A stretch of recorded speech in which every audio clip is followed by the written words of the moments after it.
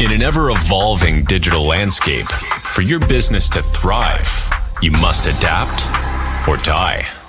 Welcome to Marketing in the Age of AI, the podcast helping you harness the power of AI and marketing tools to revitalize and grow your business. And now here's your host, marketing expert and author of Authentic Marketing in the Age of AI, Emanuel Rose.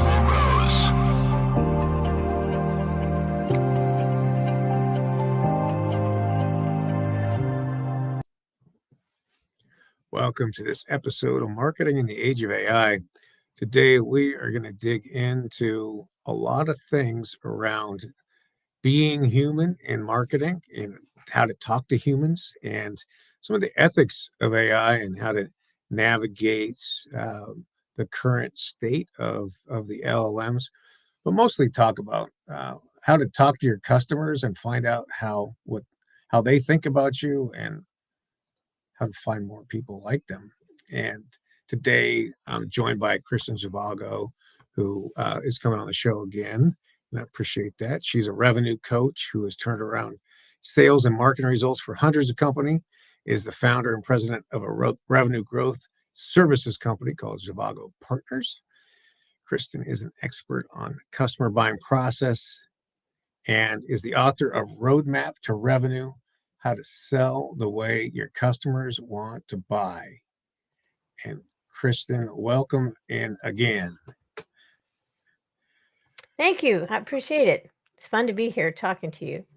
I'm so glad. I love the work that you do and the specificity of the processes that you have and your commitment to the person-to-person communication. Yeah, it's interesting that you say it that way. I just read an article on LinkedIn, I think it was yesterday, where the guy was saying it's not B2B or B2C, it's B to me. Like that. And he's right, but then he didn't talk about talking to those me people. He just said, okay, well, you can use AI and build personas and stalk people and Right.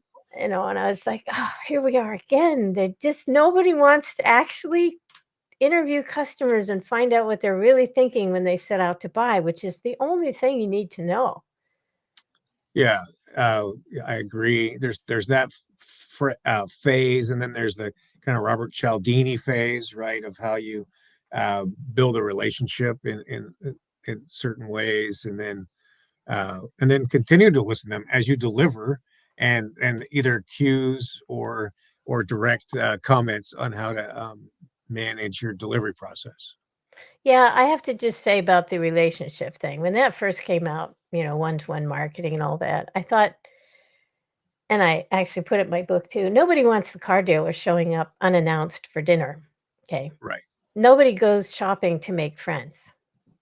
They go shopping to buy something or get a need solved or get a solution to a service issue or something. Sure. And if they become friends with the person afterwards, okay, fine, that's great. But that's not the buyer's dream. It's the seller's dream. Yes, exactly. And the buyer doesn't care. The buyer knows that if you don't perform, they're going to fire you.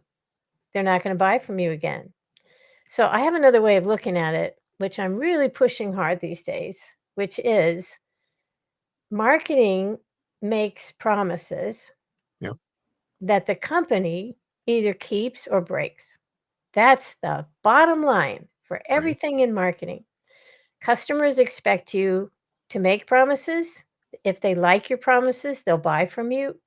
If you break them, they'll tell everybody it was terrible and put a bad review on Amazon or whatever. If you do a good job, they are less likely to talk about it, but they will, and they'll refer people on Nextdoor, if they got great landscaping service from somebody. Customers are now able to reach out and talk to each other all over the place. Yeah, so it's more important. It's unlimited. Yeah, exactly.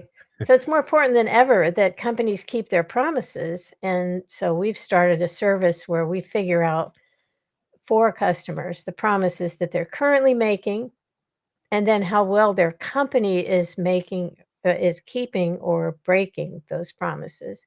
And then We also I should mention that we interview customers and find out what promises they liked that the company made, which is why they bought. So you can then take those promises out to the market, but first you have to make sure that you're actually keeping them well. Right. So Well, we get everything in sync and then it all works. yeah, I like that. We'll talk a little bit about the roadmap to revenue and what people can do on their own before or as an intro to what you do for them. Well, I actually am fine if people want to interview their customers. They still have to hire somebody outside to who knows their business and can do a good job of interviewing because the customers will be more polite if they're talking directly to you. I mean, even for my own company, I have one of my staff interview people. Right. It's a big part of the company, and if they're not going to talk about things that disappoint them, so so that's one thing. You really do need to reach out to customers. You need to ask them open-ended questions. And people think, well, this is an imposition. It's not an imposition. If somebody called you, as long as they weren't calling you 4 times a day, if you get a call every month or a couple of weeks or something, and it's somebody saying, I know you just bought this. How was it? Especially for high scrutiny products and services. We do a lot of work in B2B, and there are long sales cycles and a lot of questions and a lot of people involved. And you want to find out what I call their mindset when they set out to buy, which is their desires, their concerns, and their questions. Mhm. You need to know exactly what those are and how they describe them in their own words, and then you can make a campaign out of that. I think that's one of the best kept secrets of marketing, right? Is changing the language based on what your current and past customers have said about it. And remarkably, that triggers similar people in that ICP to participate with you. Yeah, and AI is making all of that worse because they're just spitting out homogenized, anybody could say this about their product or service kind of copy, and that's not going to cut it, folks. It's just clients are just going to gloss over it. Oh, yeah, it's marketing speak. I'm not hearing myself in this. I can't trust this because it's just marketing talk. So AI is not helping the situation. No, we definitely have hit another the overdrive of spray and pray in the marketing world. Yeah, for sure. Yeah. Uh, well, what are you seeing as some of the uh, ways that you're leveraging AI in terms of doing the work that you do? For our revenue growth assessment, we interview the customers, but we don't just do that. I used to do that for all clients. We always interviewed customers. But for this entire new thing that we're packaging up, I'm also talking to leadership. I'm talking to employees. I'm talking to partners and finding out what they think are the areas that can be leveraged, the places, new markets, and opportunities, and where they see barriers to the sale. I'm looking Mhm. for places where customers get stuck. They run into speed bumps on their journey and they get frustrated and they just click away. You lose those customers and you lose them more often than you think. And it's usually a process problem. It's usually something where the process of your selling process isn't in line with their buying process and they just get frustrated. Right, where it's an internal system that's been created for the ease of the company, not for the Yeah. ease of the of the Yeah. person, the Oh, you're buyer. absolutely right. Or because it was easier to program that way. Right. A lot of apps direct what you can and cannot do. So that's another area. But the way we use AI is we are using a number of tools not only to find opportunities and I mean it's very interesting. I just did something for a client where we were looking at the companies that were found for the same keywords that our clients found for. Okay. Yep. And uh, those companies have competitors in their marketplace. Sure. Turns out those companies are good prospects for this client. And they never thought of doing it that way, coming in through shared keyword side of it. Okay. So that's one way. You can obviously you can make plans, you can ask very complex market kinds of questions for AI. So there's a lot of that going on. Can I ask you uh, about your foundational documents and the custom GPTs that you're building? Like, what's a little bit of the structure of the custom GPTs that you build? It completely depends on what the client needs. Yeah. And it's very detailed, and we go down, we dig and dig and dig until we get to the bottom of something. We double check because they can be wrong. Sure. It's not so much they hallucinate, but they go off in a direction making an assumption, and the assumption is incorrect, and so it leads to improper output. One of the things that's happening with AI right now is all of us in the business world are being beta testers for AI platforms. Sure.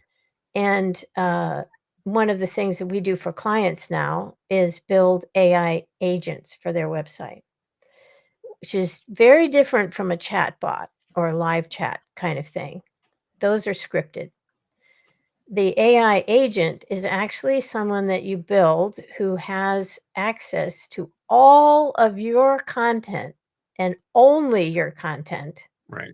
In my case, my book, the blogs, the podcasts, the all of the things, everything that's on our website, newsletters that I wrote for a number of years where people paid, $250 a year or whatever back in the day. Yeah. All of that stuff is in there. And then when someone asks the guy, his name is David, um, how do they do this kind of service, or what do they offer over here? How do they do SEO or whatever? Right. He comes back with a answer that he has composed, and it's well written. I check, every so often I go in there and say, ask those kinds of questions, make sure he's not lying or something, promising things we can't deliver. And it's impressive, but it's a private library that can't Yep. be accessed by other um, LLMs, and it's just based on your content. It works really well, and I'm pleased with that. We always do things for ourselves first and Sure. test them out before we share them with clients. So that's another area that we're going into. There are a lot of platforms that are coming out now that are not ready for prime time.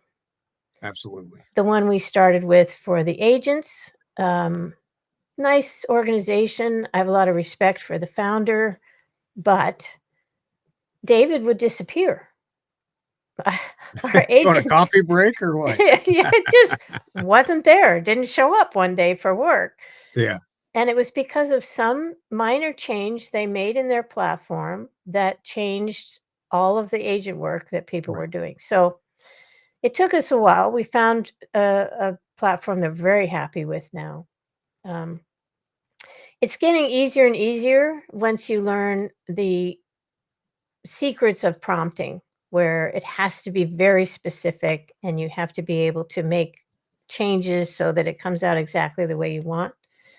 I fear most for illustrators and photographers because I think the graphic side of AI, the fact that you can just give it English instructions and come up with an image that's exactly what you want, Yeah.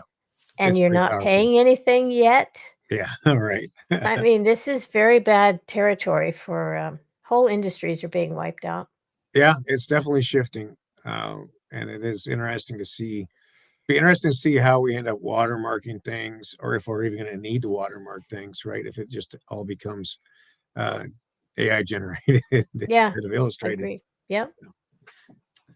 Yeah, and that I mean that's the whole. I mean, you're touching on the ethical side of critical thinking, us as humans, and the laziness as marketers, and what are some of the threats that you're seeing in the marketplace right now?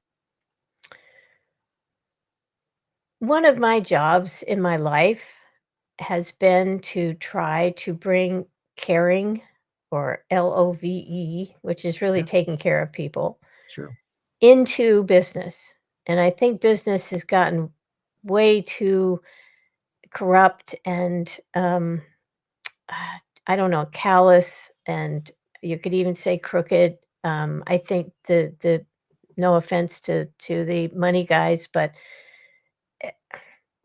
their goals are not necessarily the goals of the customer. So, It's very transactional, and I agree with you. And I think some of it has to do with some of the generational change too, like the the the Z's and young millennials are very locked into the computer and getting things done quickly and without the emotional intelligence to navigate the humans. yeah, although I saw some conference recently of Z's, and I was pretty impressed with how responsible and ethical they wanted to be. Yeah, I don't think they have very many good examples. That's a problem. But sorry, just getting over a cold. that's okay. Um, but when we look at what AI brings to the party and what it naturally has, it isn't a caring individual. Right. It doesn't natively have compassion. We have to train it to be compassionate. Yeah. And I wrote an article recently about conscience. AI has no natural conscience. There's no Right. angel or devil sitting on both sides, Yeah. saying, do this, do this. So it doesn't really know right from wrong. And you can try to program that in to prompt it in, but you can't anticipate all of the situations it's going to find itself in. Right. When it has to make that decision, do I say this or that? It doesn't even know when it's lying. Okay. Right. So I'll give you an example. As I said, we do a lot of stuff internally before we market it externally. And one of the things we were experimenting with was a cold email program Okay. to certain types of people. And uh, there were emails that I wrote that I was happy with, obviously, because I wrote them. And then there were emails that the vendor we were using was having sort of a random approach, a randomizer Yeah. approach, like Right. Google does with their ads. And it was basically, okay, I'm going to speak to this person because of the things I know about this person. So one of the emails said, hi, I know you're a primary avionics company, and we have a lot of experience with the avionics marketplace. I was horrified because Like, of all the hundreds of companies I've worked with, I think maybe one of them was an avionics company. Okay. We would right. never make that promise because it isn't true. Right. So we stopped that randomizing program because there's no way I could check every email. It's real time, Right. and you just can't approve them all ahead of time. So you can't set it and forget it. Right. You Humans, think you you're can, in the but you loop. can't. You Yeah, always got to be in the loop. Yeah. yeah, Absolutely. Yeah. yeah. I'm with So you. there's no caution, there's no conscientiousness, there's no conscience. It's a very you have to be. I was talking to someone the other day in a podcast, and he said, what do you have as the last word for our audience? And I said, you have to be very careful and very kind. Right. Yeah, it is. It's like a sharp knife, right? You can't take your eye off of it because you'll drop it on your toes and it'll cut Yeah, through your yeah, sandal. yeah. It's true. Pretty powerful stuff.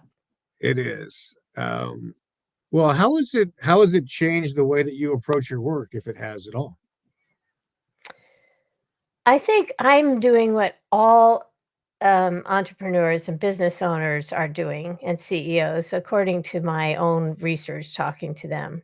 They quit using Google maybe last fall. Yeah. And now they treat Chat GPT, which is bubbled up to the top again. Perplexity had its 15 minutes of fame, but kind of went Yeah. by the wayside. Right. Um, and everyone is using Chat GPT as an advisor. Hmm.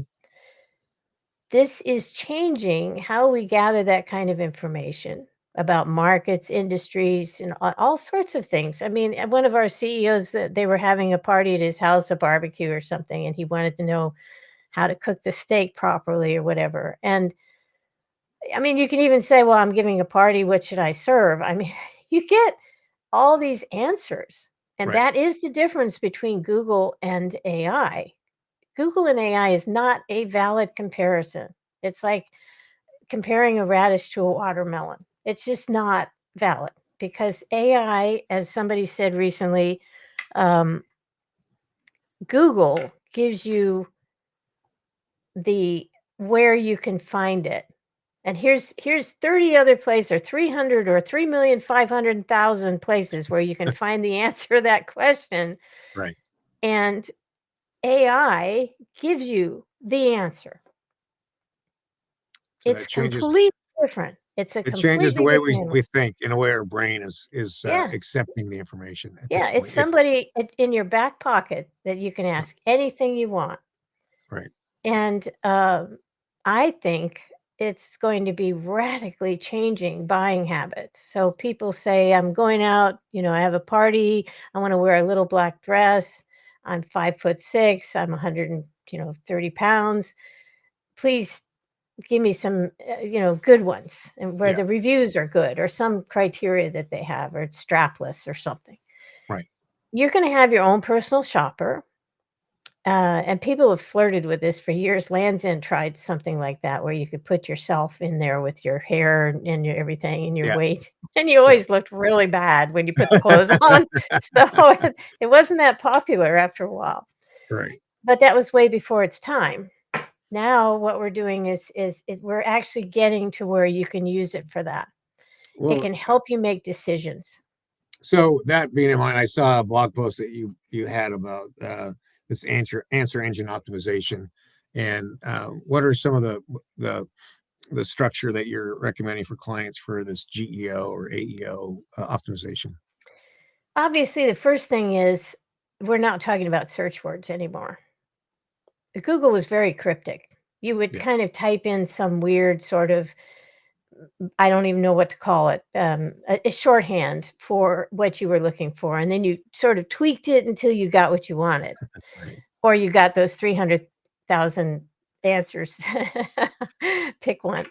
Um, AI, uh, people are very conversational with AI. And it's not just, how can I find this? It's, here's my situation. Here's what I've already tried. Right. Here are my preferences.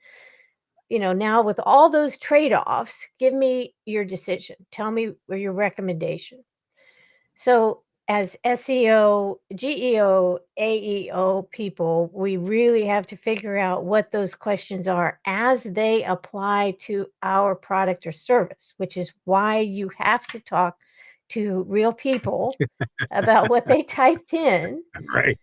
and why they typed it in that way. I mean, you really have to understand the intent. That's a word that's being thrown around a lot now. Yeah. Context and intent are kind of the two big words at the moment. Right. Um, but you really do need to understand that. What is on the mind of the buyer? What's the problem they're trying to solve? How would they enter it into? I used to ask people, if you were looking for this product or service again, what would you type into Google? Now I'm going to be asking, if you were looking for this again, how would you start your conversation with ChatGPT? Yeah. Yeah. And I guess you'll actually be able to get transcripts from some people also about what the conversation was. Yeah, you could. Yeah. Yeah. So I So think that's the baseline. That's where you start. Um, but I honestly, we are at the beginning of this new animal, and we're learning by the minute. It's a fire hose. We're all drinking from it. well, and it's changing every minute too. That's the other thing that I Yeah. keep telling. I like, you know, the bleeding edge is still 3 years ahead of most businesses in the United States right now, because we still have to deal with strategic planning and change management, and that's where it's all bogs down. Yeah. Yeah. It's hard. And it's really hard to change your systems. I mean, the last year, I've probably changed our company more than I have any of my companies, and I've been doing this a very long time. Yeah. Um, it's similar. It reminds me when the Mac came out. My husband and I were running an ad agency in Silicon Valley, and Mhm. he was doing the graphics, and I looked at him and said, "You got to retire." I mean, it's they're all going to take everything in house, and now I have to figure out how to help them. So that's what Right. we did. I Mhm. became a revenue coach because I knew CEOs only cared about revenue. They didn't care about whether it was marketing or sales. Yep. And I started doing marketing department and sales department turnarounds for companies of all sizes, including the really big ones. And I learned a lot of lessons about how hard it is to make changes Yep. when people have been doing something a certain way and they're comfortable with it and it makes sense and they know how they're being judged for that output. So now we're going to have new jobs where people don't even know how they're going to be looked at, and what's your output, what are your KPIs, how are you behaving in certain things. Yeah. So this is massive. I've never seen anything in all my decades of being in tech. Nothing compares to this. That's true. Well, that leads to the next question, which is what is next for what you're doing in the next 3 to 6 months. What's next up? Well, we're just focusing on this revenue growth assessment. I have to separate myself from my competitors, much like I did when I became a revenue coach. I didn't call myself a sales and marketing consultant because there were 3 million of them out there or more. This type of study that we can do for a client and our ability to help them make the changes is unique because nobody else has a revenue coach at the top. So I'm fascinated with this. I think it's going to be a really fun way to help clients get in sync with their buyers and just leverage the heck out of it and supercharge their sales and do hockey stick growth, which is what gets me up in the morning. So I'm excited to see how we're just launching this now. It's been a lot of hard work and hard thinking, and I'm really happy with where it's going. And I'm already starting to roll it out for current clients, and they're happy with where it's going. So that's awesome. So if somebody's interested, they go to ZhivagoPartners.com and it'll shepherd them through from the homepage. Yep. All right. I love it. Well, I appreciate and I'm grateful for your time today. And I love the work that you're doing. And it is very unique. And thank you for your contribution to the humans having better experiences. Well, that's, yeah, wish me luck. I've been working on this my whole career. So it's a big boulder to go up the mountain with. But thank you, Emanuel. You always do a good job. Oh, thanks. I appreciate that. And I hope you have a good evening, Kristin. You too. Thanks. Well, good stuff there, which is remember to develop a conscientious directive for your chats with ChatGPT, and make sure that you stay involved and engaged in the outputs that are created by whatever AI tool that you're using. And remember that you're talking to human beings that are looking to solve an issue or a problem or looking for some solution in their life. I hope this has been a valuable way for you to spend some time. Thanking you for being here with me. I hope that you take some time also and find some AI tools to test and integrate into your workflows, and that you get 5 or so hours a week out of those tools, and that you take that time and continue to upskill, or that you spend it with your friends and your family, or that you get outside in nature and get away from the screens. It's Emanuel Rose, Marketing in the Age of AI. Thanks for listening to Marketing in the Age of AI. Be sure to subscribe wherever you heard this podcast so you never miss a future episode. Your copy of Authentic Marketing in the Age of AI is available at Amazon.com or EmanuelRose.com. You can also connect with Emanuel on LinkedIn. Thanks again for listening, and we'll see you next time.